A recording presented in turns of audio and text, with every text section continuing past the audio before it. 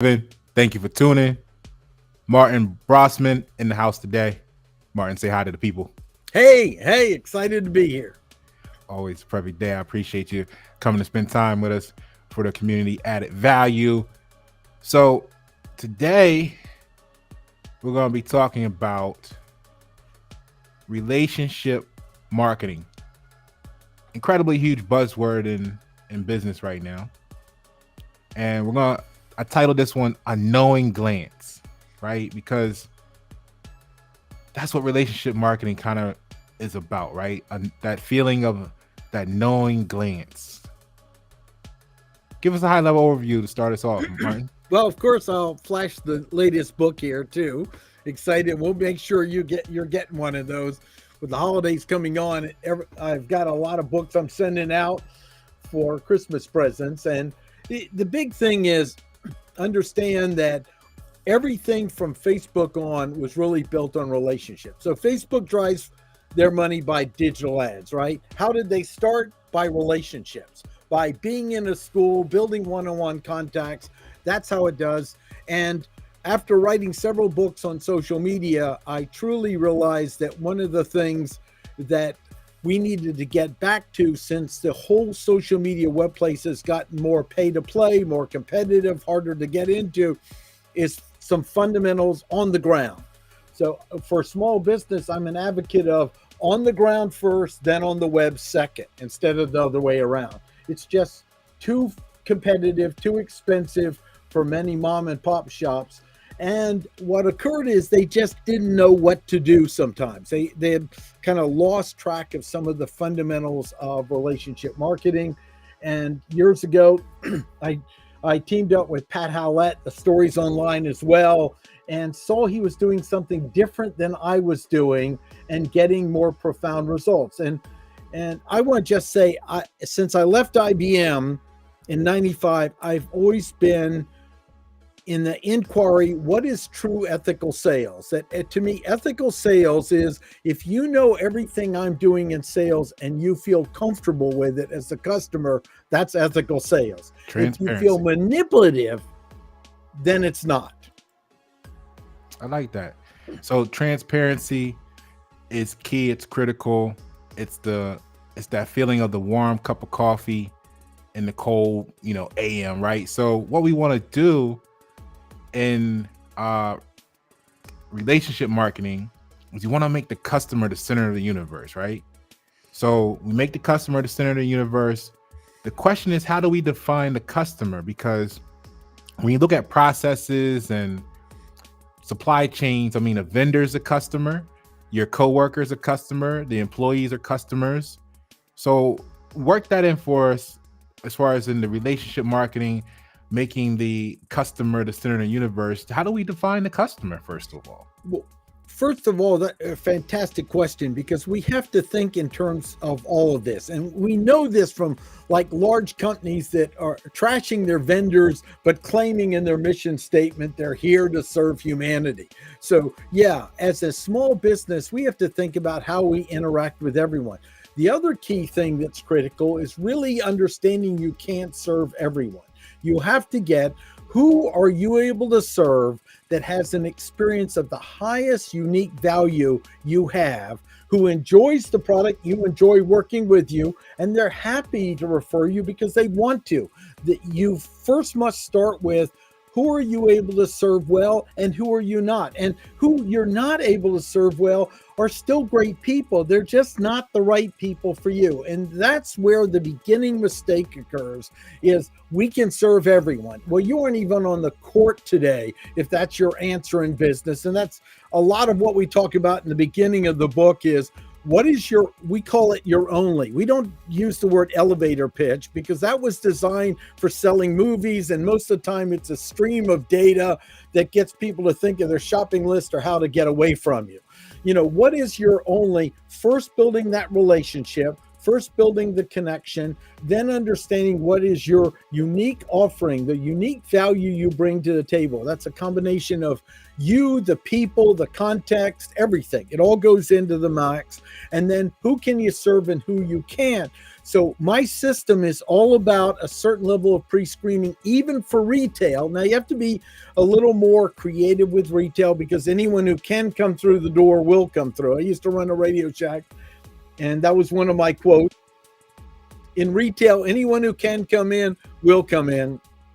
And so you have to get more creative in the indicators that attract the customer you can serve well. So that's the beginning. Then you talked about how it branches out to the people around you. Yes, you know, a lot of professionals that are really smart and understand relationships, before they hire a salesman, they'll go out to have lunch with them, and they'll pay attention to how they treat the waiter or waitress, because that's one of the criteria to decide, is it someone they should trust in their business? If they discount the waiter or waitress, they often will not hire them. And I agree with that. You know, how are you as a human being in the world is part of this. But it doesn't mean you don't have zero discernment. It doesn't mean you can help everybody. You need to have your core mission of who you can serve. But then I also am an advocate of a certain level of what I call social tithing. And so that's, for example, Colleen, my assistant, knows sometimes I'll do things for veteran groups and so forth. But that's the social or business tithing, I call it. But you first have to take care of yourself. Just like in the airline, you put the oxygen on the adult first and then on the child. I think that's a great, you said a lot there, and it parallels into how we could transfer the community into being sustainable communities as well, because everyone in the business ecosystem is a customer. So we start to realize that when you start to say you value your customer, that can only be true if you value every single component in that chain, from original material needed, resource material, all the way through to final production, finished product, and delivery to customer. Because satisfied vendors and employees alike contribute to the harmony of the ecosystem, both internally in the company and externally in the community that it serves. So, you know, creating a fulfilling business culture, you need to know more than they do sometimes, you know, about their own emotions and what they value. And without clear boundaries, it can lead to biases and pretty much unwise decisions, like you were talking about what the definition of ethical business is. So judgment could be cloud and potentially causing conflicts of interest, and even be seen as favoritism in some cases. So speak on that from the relationship management point of view and leadership aspect. Yeah. Well, you know, a human being is going to have biases just for survival. I mean, we are not built, we have too much data coming to us, and intrinsically, as a human being, you're going to have biases. It's good to know. Sometimes I call that our shadow side. It's good to know and be aware of what your biases are. They're going to happen no matter what you do. Human beings intrinsically often will feel more comfortable with something that looks or seems like them. That's why I believe that came from the herbal tribal situation of basic groups working together and going, the ones on the other hill might kill us. We know who we are. We know who they are. So in our society where we're all mixed together, it's important to just be conscious. You're going to have biases. You want to be aware of them, and you'll have biases, pro and con. I'll give a pro bias of mine. I went to St. Andrews University, and that school at my time was the first with the maximum accessibility for wheelchair students on the East Coast. Now everyone has that, okay? And so out of 800 students, 100 were on wheelchair, which was really a great opportunity. But I had a bias that anyone who had a disability was a better human being. You see, that's a kind of a positive bias. Mm-hmm. And then what happened is, when I realized, well, there's some people in wheelchair that are jerks and some great people, what happened is what looked like a positive bias broke down. And then I started seeing each of us more as human. I didn't realize that I had put them on a pedestal, which was in some way sort of dehumanizing them, instead of just seeing it as the person in front of me. So we have biases, both positive and negative, and we just want to have a watchful eye on it. You know, the idea you have no biases is ridiculous. We are biological machines with limited data we can take in, and of course, as you know, I have that T-shirt, "Seeking Intelligent Life on Earth," and then you've held some other. Yeah, I really think we might be a fully conscious being that we're just before. It's just too much going on. And so that's the beginning. Did that begin to give you an answer? I want to make sure I address your questions. Martin, I think that helped a lot of people out, and we can dive right into the next question here. Taking the vision to the long-term focus and long-term orientation of both business and community alike, what's the problem? What's the latent issue with transactional marketing? Well, first of all, we have to start with fundamentals of what are we committed to, who can we serve, who can't we serve, who's important to work with, and where are we going. I mean, I think that's very useful. Not that every human being needs that, but having a vector, a direction, a purpose can have great utility in business. And that's the beginning, because if I can come to you and say, here's what I'm committed to and my values, and then you can bring those forward, that's different than just emotions. You see, emotions are important, but they're gooey and they're fluctuating and they vary. And when we can get clear, what are our core values? I know you're on a real mission of connecting with the world. You're an artist. You have a mission to learn things outside your own domain and have engaging and interesting dialogue to make a difference in the world. I mean, I know that as one of your core values from us interacting before. Now we can relate. What are you committed to? What am I committed to? I think that's where we need to start, because I think we too quickly get absorbed into the emotions. And the problem is those are biologically changing. We don't want to discount them. We don't want to ignore them. But if I say my commitment is to be of service to the world and make a difference in people's lives, so on their deathbed, they're moved to tears by the beautiful life they create, you have something to relate to, don't you? Well, it says, well, I just want to make everyone feel good. You say there's a little difference there. Those who know me know, like you, we've had years together, and it's good to see you on your new book here, because I know the value that's in that book and the character that stood behind contributing to it. And it's like, make it personal. Like you said, when you just throw some random emotion out there, most people aren't even in control of their emotions. They don't know their emotions. So that means that the emotions are weaponized against them, quote unquote, potentially. Mm-hmm. Right. And like you said, it's such a watered down thing versus being just businesses today need to understand that generations from the millennial generation, I'm like one of the first millennials. I'm August of 1980. I'm like millennial number 105, right? So from my generation forward, it's no longer about what your product is. Like, they don't care no more. Yeah. It's more so, what do you stand for behind that product? Like, what are you doing behind the product? So yeah, make it personal. Get to know that person. It allow you to have tailored products, services. Like, listen to people. When they say, what do you pull out a menu of what do you offer, or do you take the time to get to know the person's goals, their challenges at the current state, their family, what they value in life? You may even discover that the answer is you have a solution for them, and maybe you didn't even know you have that to offer as a service, but you know the answer to help them. So it can actually help build the community. And that leads me to this question, right? Is this why members of the community should embrace, let's say, paying full price and maybe even tipping beyond that, contributing as an investment into the businesses locally?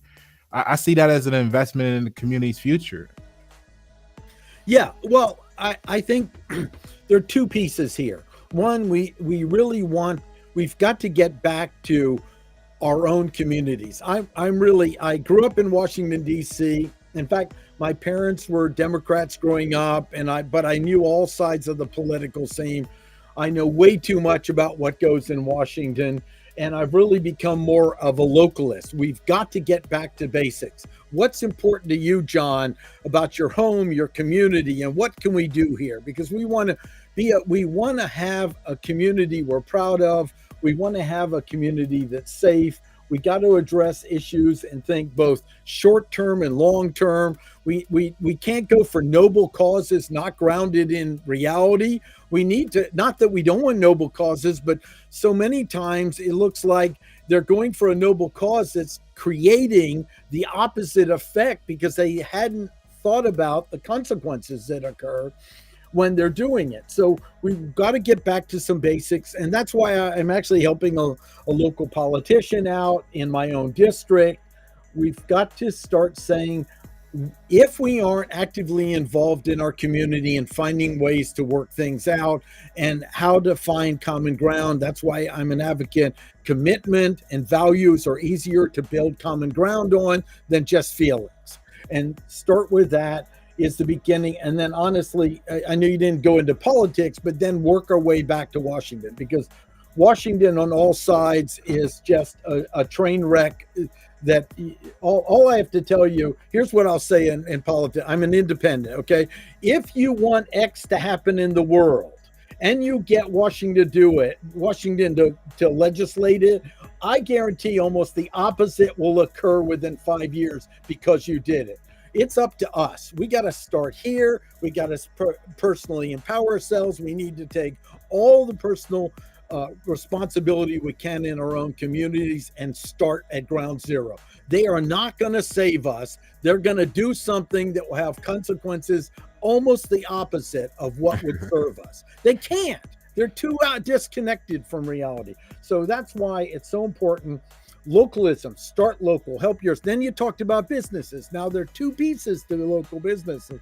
Yes, shop local and all that's good, but the local businesses have to get over their issues and work together and go, how do we add the value where it's worth me leaving my chair, not ordering on Amazon, go, I want to go down and have an experience at that ice cream shop.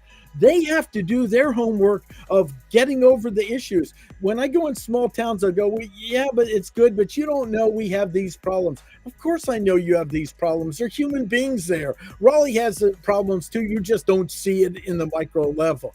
We've got to get over whatever we have issues with our local businesses, find some common ground, start referring each other on the ways. It might be there's a shoe store and I think they're great with comfortable and good looking shoes, but I may not think their gloves are perfect. Well, don't refer their gloves, refer that. Well, I like the ice cream shop, but I don't like the hot dogs. Well, refer the ice cream and don't refer the hot dog. This is my chant. So many people have said is get over yourself and be there for your community. And also the core concept with small businesses, our competitive advantage is speed of execution, connection to our neighborhood and community and our people. Stop hiding behind your brand and get out front. Humanize and personalize is something that the big companies try to do, but they can't do it as well as a small business. Yeah, because they're so worried about the cancel culture. And, you bring up a good point with the government bait and switch. I did the video. We're both in North Carolina. This is kind of like a conversation of East Side, North Kakalaki, and West Side, North Kakalaki. You're in Raleigh. I'm out in Raleigh area. I'm out here in the Charlotte, in the vicinity of Charlotte. So, with that, I just did a video recently on the fact that North Carolina fell in the overall freedoms ranking from 13th to 24th. And on their measurements, personal freedom fell from 13th to 33rd. And what I was able to pinpoint in that video was how, just like you said, you asked for bridges and industrialization and education funding, right? Infrastructure funding. And this is how they were able to manipulate the personal freedoms and it dropped as a success of that. So we definitely have to take charge ourselves to prevent opportunities like that from hindering personal freedoms and infringing upon businesses and being too many regulatory issues going on and stuff like that.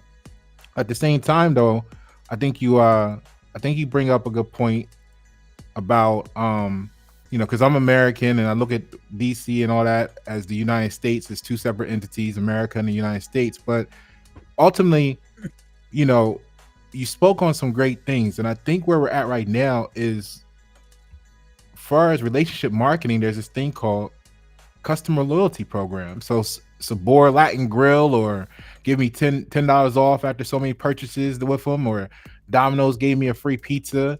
And as a part of a rewards program, actually encourages repeat business, right? So then the repeat business starts to put a smile on your face every time you smell nachos and pizza, and then it psychologically makes you start to embrace them like you do, the fresh baked bread of grandma or the cookies. So now, how do we work that thought process into business itself from relationship marketing, and then go ahead as far, now that we're on topic, as to say, how do we build that into our communities to create sustainable communities, Martin? Well, I'm trying to think where to jump in on that topic, but take your time. First of all, I just want to say I'm a much bigger advocate of loyalty programs and combined specials where you put things than massive discounts. Offers like I won't mention it, but it starts with the G, that gives insane discounts. I've actually seen that destroy more businesses than anything else, small. Because what you want to do is you want an incentive that attracts the customer you can serve best. But if you make it all about price, you're just becoming the Walmart of your industry, a commodity. And this is important in all aspects of it. The one thing in a small business is you've got to get, what is the added value that stands beyond just price? Not that people don't care about price and everything else. That's why we have the loyalty programs of others. I'll give an example. A small ice cream shop in Bellhaven, and I know the guy, the person and the family owns it. And I went in there and he goes, you can buy cheaper ice cream. But what you can't get is someone that smiles, someone's here, a little place to sit down and get away from your work and talk to us. We have an assortment of some chocolates you just don't find anywhere else. And they really understand the added value experience people get, even in this little shop. And that's very important to start with, is what is the experience? That's why I just completed teaching my brick and mortar marketing class. And it's really about thinking of the total experience and how do we get to enroll every customer into becoming an ambassador of our business and be sorting for it just like chamber directors do, and making sure we aren't just a clerk in our own business. There are so many aspects to your question. Ask back, because I don't know that I addressed them all there. Yeah, I mean, you got a good bit going on. It's just basically, on the community level in particular, now that you've covered some of the business side, how do we install or instill that loyalty program in between the local businesses that we need to enrich and invest and enroll into wholeheartedly, so that they can grow in the community and become the lifeblood of the community, so that the community can be sustainable? Because I think what we're witnessing is a distrust on some levels. The consumers, they think because you're local, granted, you got the people that are bought in already. We're not talking about them. We need to reach a critical mass here, right? So we need more people. But there's the people that say, hey, I would rather go to Walmart to save $4 on a product instead of giving it to the neighbor the extra $5 to make sure that product is available in the community. They would rather go to Walmart, save $5 so that money can go to China, and then they can buy Nikes with the savings. After they bought 24 items, they're going to go buy a pair of Nikes, which go to China. And then they're wondering why they wake up one day and the community is humble, which means not proud, because all the proud stuff we had, the noble, excellent, splendid things, are now in China. So how do we make the community sustainable to gain that trust, and as far as the loyalty rewards program of the action it's going to take to do that? I'm going to give a specific example. In Burnsville, North Carolina, there's a shoe store. She doesn't sell online. You can look her up. She's been in many of my classes. Great little place. I think Main Street Shoes. And what she does is She's created an experience of her shop and Mhm. little videos talking about the shoes, where you might be able to get a shoe similar in price, but you want to make sure it's fitted correctly before you leave by a human being that will check that out and will speak up if it doesn't serve you.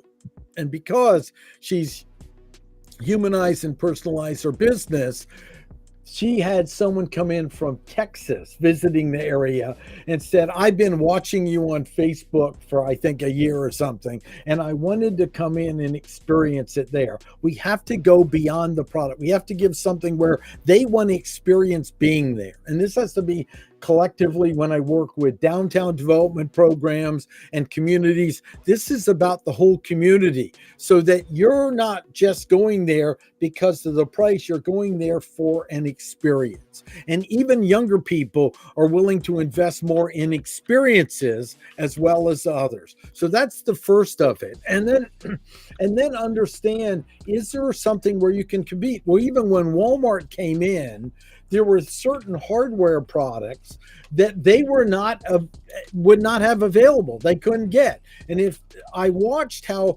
towns would, instead of adapting to serving where the holes were in the big box, they said, well, we just can't compete. And then they went out of business. So you have to be willing to adjust and go, where are they dropping the ball? Where's the holes? Because the big places can't have everything and they're going to have holes. And then you start collectively working to fill those. So that's a beginning part. And then I also want to add something related to this is the community. What are you doing with the community? I'll give an example. I'm walking distance to a wonderful park called Shelley Lake Park. A number of years ago, some crime was occurring there.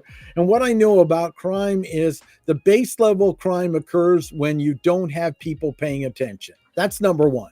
They're just not paying attention. And then you don't have enough authority presence to create the incentive for people that really aren't hardened criminals, but are just mischief or something else. And so I created a group called Shelley Lake Park Fans. And now there's like amazing photographers capturing the eagles there and the deer and everything else. But there's an awareness now, positive awareness into your community. Grab something, build it out, make a difference. And most of the posts are not me. I mean, there are people far more gifted than me in photography, capturing the wildlife. And I'll go around, bicycle around, and I'll say, yeah, how's it going? Have you seen Shelley Lake Park Fans? Oh, yeah, we're always following it. And that's the beginning, as you've got to find who in your community can you work together to start get involved in your own community. You won't get everyone on board, but it's like stone soup. You got to start with something and see who's the next person we can work with. And no, this takes a long time. These things don't change fast. That's true. It's true. Like 485, 20 years, right? Right. So the experience is added value, and I can't reiterate what you were saying enough, because instead, when you were talking about, you made a great point about don't focus on the price, which is what I think a lot of places and people are doing right now, which is damaging the community. They'll start with a product. It's $100 product. The guy around the corner, the lady around the corner, she's gonna underbid you. She wants to sell it for 95, or to get the government, all started with the government contracts, right? I'll do it for $95. And then somebody else says, well, we can do it for 80. And then somebody comes along, 75, 50, 35. It's like the opposite of an auction, right? So now eventually all of a sudden the product is $5. Now how they got the $5, who knows, right? So that means that there's no margin for growth in the community with that, because the $100 product itself contained enough for the product replacement and inventory. It contained enough to actually employ the people, keep them paid in the shop or in the store or in the business, and then it had surplus, so that now you can go to vendors and get other acquisitions and assets from the community through other vendors in the community. So by the time you drop it down to $5, all that's gone. All of the currency circulating in the community from that product is gone. And then, like you said, eventually the success of that is the mom and pop or small business shuts down. And that's a problem. So now communication is super critical, because you need to communicate the value. And that's what the experience is. You need to communicate that this experience exists, which is going to be relationship marketing. And then the experience is communicating all kinds of information in itself about the service, product, and brand. So talk a little bit about the importance of communication from a relationship marketing expert perspective. Well, one of the toughest things to deal with is people that were taught you should not wave your own flag, or they came from the corporate world getting into small business. And the antidote to that is it's our responsibility to communicate the value of our business. It's not the customers to discover it. And that's one of the toughest things to break out of ethical people that see if I talk about my own product, then somehow I'm being arrogant and boastful. No, I need to view it as I'm of service. I have something of value. I have something that it's in some ways the business is the gold. And it's finding the person that values the gold and being able to practice communicating that so they see the value, and you've got to lead the way. I mean, look up the shoe store. Someone walked into her shop once and said, "You're a celebrity." And she said, "What?" And she said, "Well, we watch your videos always on Facebook." And it's just a person who owns a little shoe store in a small town. In fact, there was a wine shop and they would tag team together. And I loved, Joyce was wonderful. She retired and sold the business. So she did well with the products, but she said, "I don't like how I sound or look on video." And I'm not, she knows. And I said, "Well, then why do you keep making the videos that you learned about in my class?" And she goes, "Because it adds to the business. The customers say I'm adorable. I don't think I'm adorable." That's the thing is, the gift of having your own business is getting out of your own self-absorbed ego. You see, most of what we think is being humble is cloaked arrogance. I'm going to repeat that. Most of what we think is being humble is cloaked arrogance. Because if I'm really over there to be of service to you, then then I shouldn't have any problem adding the value, understanding what occurs, anticipating the next product. But if I'm worried about how I look, that's just a little cloaked arrogance. That's nothing noble. That's nothing to be proud of. That's you not being of service to your customer. And when people really first of all, when they hear this, they're usually not happy with me, just so you know. Because they thought they had this noble little story in their head that let them stay in their comfort zone. I've been blessed in my life that if I stayed in my comfort zone, I probably wouldn't be alive today. Not because I had a tough upbringing, but in 4th grade, I was put in the special needs class. Back then, we called it the retarded class. And we were brutal to those kids. And now I'm in there. Well, the truth was, it was the only tutor. I had dyslexia, wasn't identified and all that. But to me, oh my God, now I'm stupid. And then I built a sense of self out of that wasn't really till I got about 35 where I go, I got to make up another story to live out of. I'm not going to survive that. I'm too stupid to be alive and going to get caught, which is this.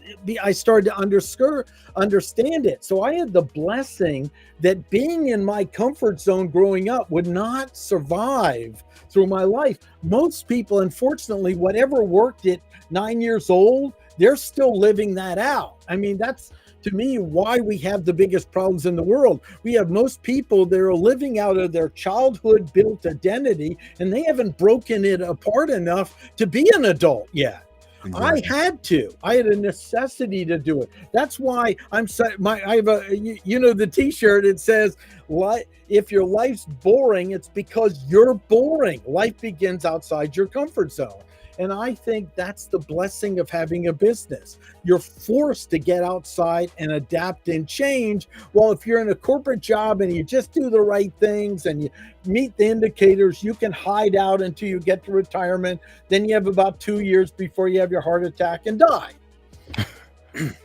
That's enough in itself, right? Because they know that they're tearing the world apart with the actual jobs and everything, which is just why the community has to stand up and come together itself so that we can make the world, be the change you want to be. Yeah. So with that, right. So with that, we need to work on trust, right? So that's a big part of relationship marketing, because we need the local businesses and residents to collaborate in the effort of change. So let's talk a little bit about the emphasis in building and maintaining trust in relationship Oh yeah. marketing. Well, first of all, I think I'm gonna have a T-shirt: "Integrity, the new competitive advantage." We are so comfortable of saying one thing and not doing it that we don't know that we undermine our trust with every single one of those things. Like, hey, and look, I'm off the charts ADD and dyslexic. I fight this every day. I'll say I'll give you a call on the drive back. If I don't put it down, I might as well just tell you I just lied to you. So I'm as much a victim of doing this and have to watch it as well. But we really need to monitor that and understand those little agreements we break. Tiny little ones is how we undermine the core of trust. That's why I'm an advocate of, someone. I remember I was working a little store and somebody came in and said, well, the customers will understand I'm late because I had a good excuse. I go, well, to me, breaking your word, a good excuse is death your own. And I was quiet and they were shocked. The fundamental of it starts with just that. Yeah, all right, okay, all right, that's great. All right, you got a new job. I'll be hiring you for that one. Okay. We'll get it out before Christmas. So that's wonderful. Look at you. Such an amazing creative guy. But the key of it is it starts with the fundamental. Are you doing what you said you'll do? And are you paying attention to not just what you said, but what's understood as the agreement? It all starts with that. This is a circle of integrity. This is a circle out of integrity. It starts with the fundamentals. Get out of the emotional realm of it. Let's begin with the fundamentals. And that's where you asked, how do we build trust? We have to start at ground zero. And, sometimes I go, oh my gosh, I can't believe that occurred. Here's what I'm committed to. I apologize. Here's what would make it up to you. I would go in to $1 million accounts. One of my things in IBM is I said, send me to the customer that's yelling and hostile. And the reason was I wanted to apply my Aikido principles to conflict and get better at it. You don't get better unless there's conflict. And I'd go in and I said, I represent IBM. What will it take to build your trust again? And no one else would say it. They thought, what if they ask for my home and I have to give it to them? I don't have to give it to them. I need to know what it is and then say, that's great. I'd love to give you my home and my car and everything else, but here's what I can start with and start serving. So it begins with the fundamental principles of, are you monitoring the basic integrity of what you say and what you do? That's the beginning. And that's how we can build back trust. And we know this is almost zero out of Washington. My gosh. Oh, well, we said this. Now let's act like we never said that. And let's do this, this, and this. Corporation in the IBM, I go, well, they killed the process. Well, we don't talk about that anymore. Well, now you've destroyed everyone's trust because it didn't work. We tried it, it failed. Now we're doing something different. If they'd just done that, they'd actually build more trust. So that's my answer to how do we start trusting each other. Ground zero, fundamental integrity. I like it a lot. Everybody's worth a cup of coffee. You've heard that before, right? Right. So I think over that cup of coffee, what happens is you get to reinforce and revisit and hold accountable your observations of the integrity factors of, are you doing what you said you would do? You get to build that relationship while marketing your vision statements and your destinations and your goals and even your challenges as a brand, as an individual, as a people, whether that's to another company, a potential customer, or to what you may believe is your government, because, well, we're supposed to be the customers. That's why they exist, right? So we, the people, need to look at that focus, and stop being humble, which is not proud, and start being proud, which is noble, excellent, and splendid, which is different than pride, but that's another conversation that you can check on White 7.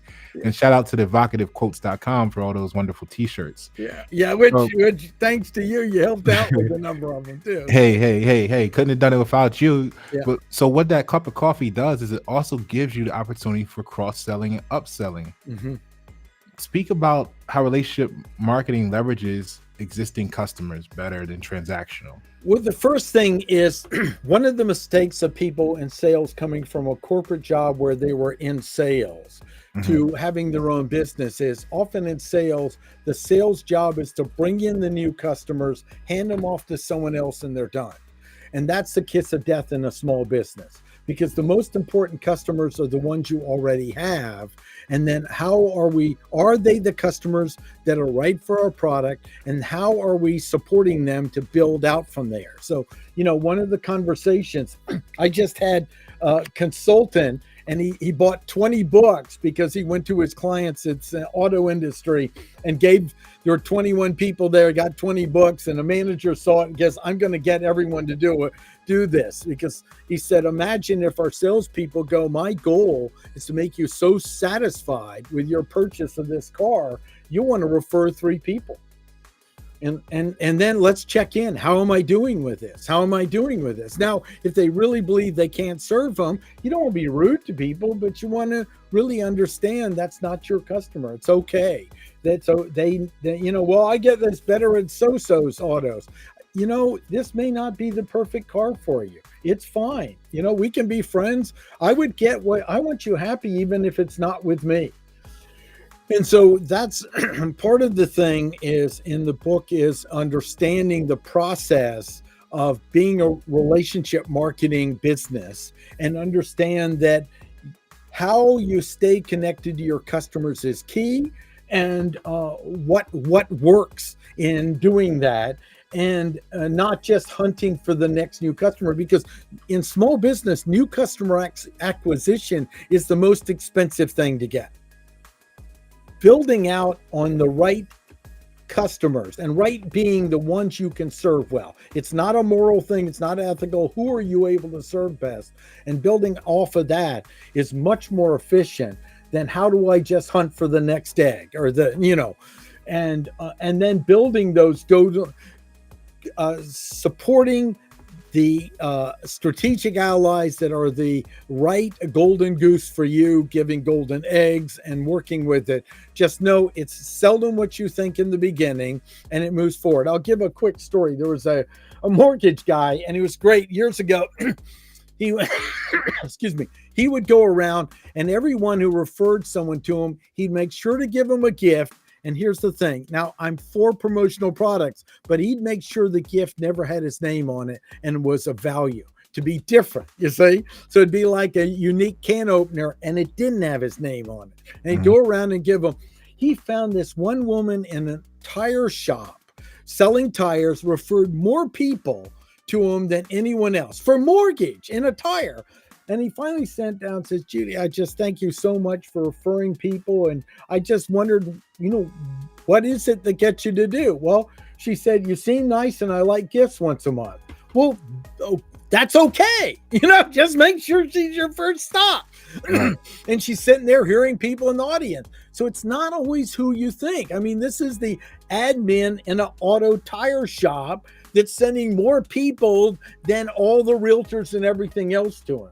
So understand you're going to pick these strategic allies, then you'll listen for who actually works, and then you want to cultivate them. And then if they don't refer, if you have a problem with the referral, you don't go, well, that was a crappy referral. If you care about the relationship, that's it. So this also involves developing a muscle of dealing with conflict, because most people avoid conflict, and it's not that we ever really enjoy conflict, but the deepest relationships often will happen if you go through your past where you had a conflict, you stayed in the conversation, and you found some resolution with it. That's where real trust is built. So just know that uncomfortable moment where there's a conflict can be the best. I'll give one more story of this. Sure. I was teaching a WordPress site, and I had a person who was a deep dive WordPress expert teaching with me. Whenever I developed something where it involves technology. I try to team up with someone who's in the trenches every day because I love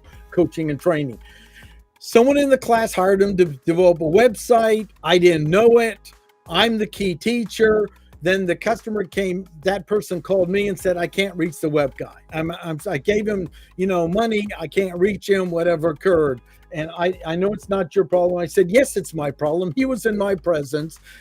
You trusted him because I'm the chief instructor. I want you to go get a website built and send me a bill. So he sent me a bill for $900. This was years ago. This is a lot of money. So let me try to reach him first. I tried to reach the person, couldn't. So then I called up the person and I said, look, I want you to know you dropped the ball with the customer. You were in my presence, so I paid $900 for a website to do it because my word, that assumed trust was with it. And I care about my integrity. I like you as a person. I love for us to talk and work something out. I don't expect you to pay it, but I really like to rebuild trust again. I got a phone call finally. And I want to say we're good friends today and it really built up, but it's the idea of being willing to take that risk that your word goes with you and clean it up if it doesn't. Now, I can't afford to do that every day, of course, but it's the principle of the thing. Right. And we're so afraid of committing to anything in life. We have no integrity. It's like if you want everyone to like you, no one will respect you. No one. So that's the beginning of it. It's a similarity between the polar opposites of, like, you and me both were on a short bus, and this is a conversation I had with Trish McCabe, who was just on recently as well, because she was in that situation that you were as well, and I comforted her one time and chinned her up because because I was like, look, you were in the class, they gave it a title X, A, B, and C.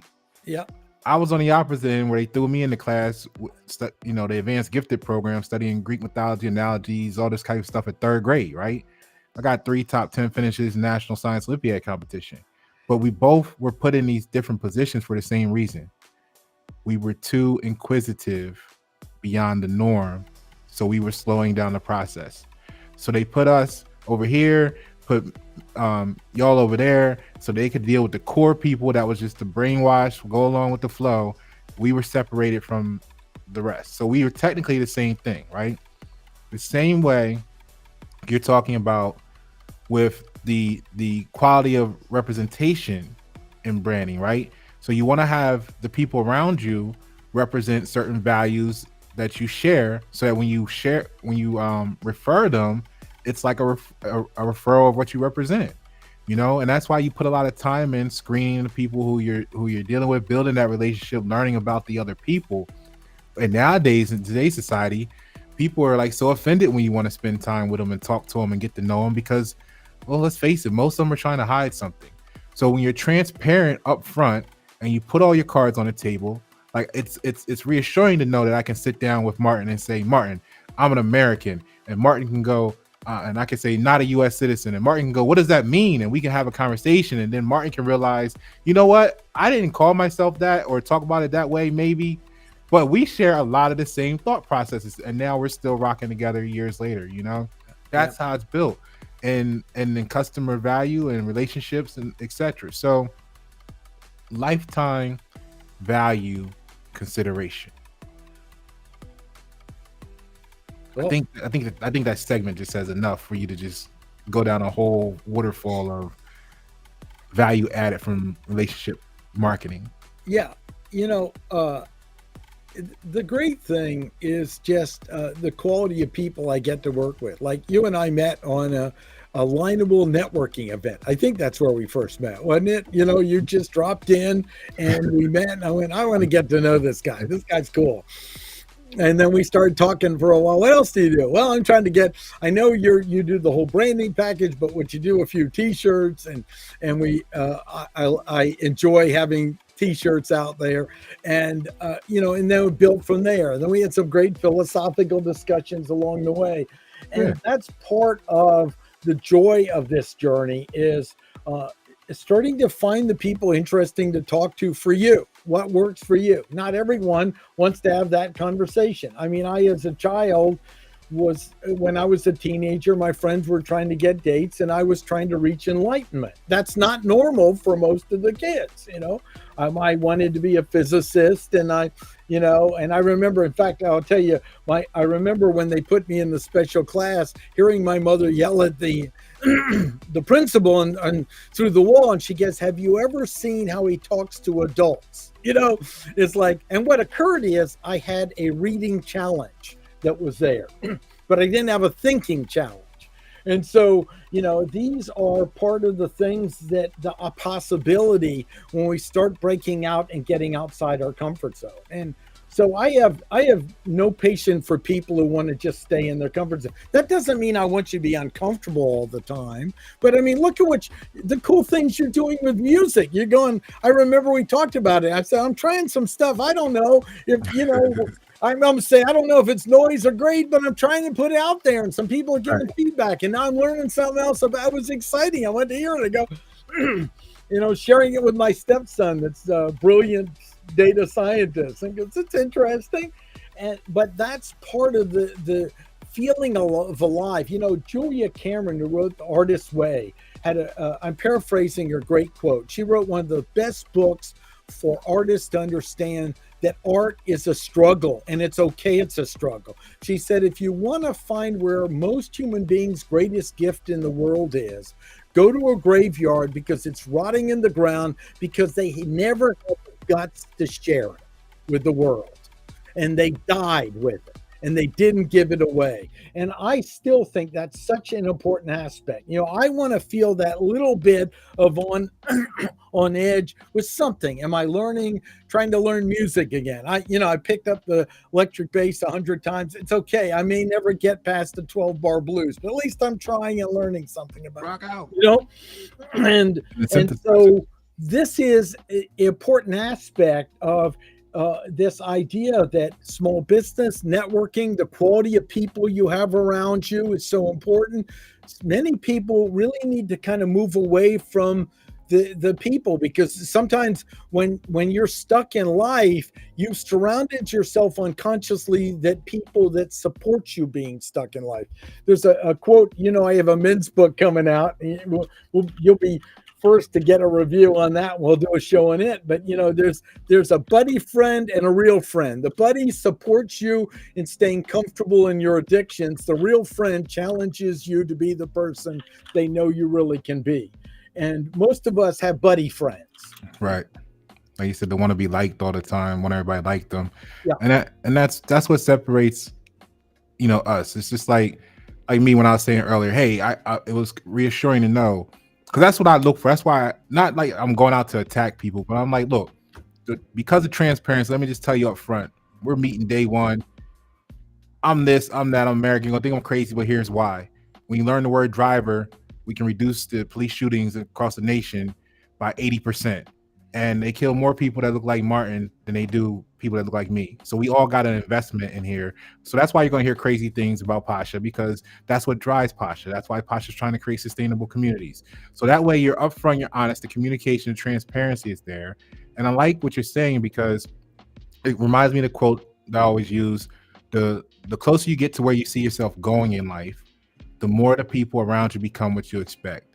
And just hanging in there and being real with people, without fault, without prejudice, just being you, just being natural, opens up so many doors.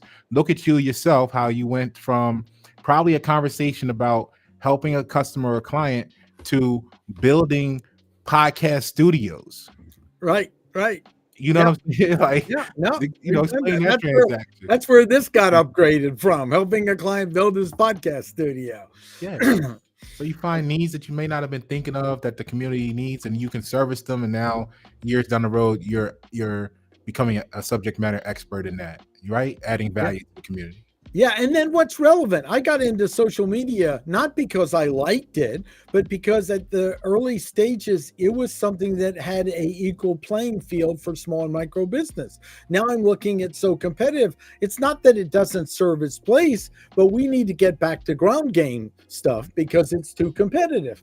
And I've gotten involved. I do like technology, but I've gotten involved. We have a book coming out with Dr. Justin Rose on AI and for brick and mortar businesses because no one's really addressed that. We have a course. How can a popcorn shop use ChatGPT to multiply their efforts and some of the free resources? So we have that comes out after the first of the year. And why? Because that serves the people I care the most about, and it is the important thing. And also, we have to really demand our towns to think in terms, what are you doing for small business? I mean, even Raleigh had some proposed thing of making storefronts all look the same downtown. Well, gosh, if they've got crime and they've got shoplifting and they've got a problem where we don't have enough places for the employees to live, I think that might be more important than we put another burden on the business. I mean, it just shows profound absence of awareness of what's really going on. Mhm. And we need to say enough is enough. I'm sorry. We voted you in. You're not doing what we want. I want to mention something I've learned in politics in DC. Most people actually don't constructively communicate to anyone who can make a difference. Most don't. When I worked in political offices, when someone would handwrite a note and send it, and then they'd read it, they'd go, crap, this is a vote. This is important to look at. Most people whine to someone who can't make a difference instead of go, what might be a suggestion that would make a difference, and who is the important person for me to give this to?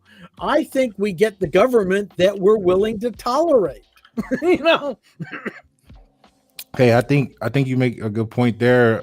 My summary, like when you mentioned those the facades of the business, that flashback right into the video I was talking about, where the overall freedom rankings of North Carolina has fallen from 13th to 24, and in personal freedoms from 13th to 33rd ranking.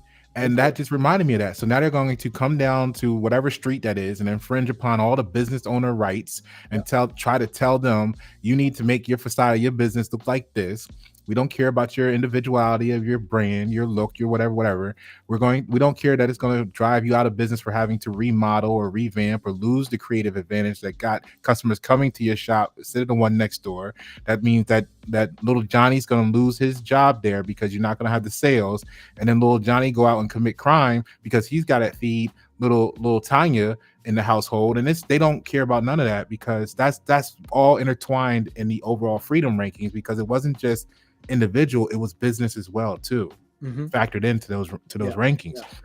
So I think the gatekeepers, politicians, gatekeepers alike, even in industry, they're suffering from that. Like you said, we want to be liked.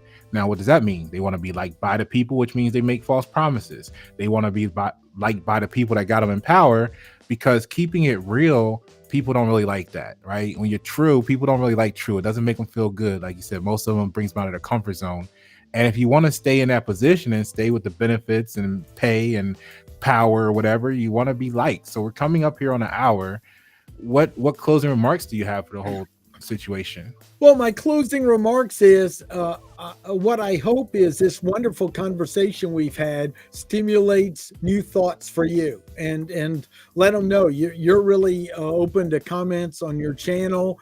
And also, I want to say is, if you got value out of it, share this guy's channel here. This is Pasha is up to something. Let at least 3 people know about what he's doing here and get it out there, because he's a dynamic. I've known you're a feedback loop. I'm watching you evolve right before my eyes. You learn something from someone.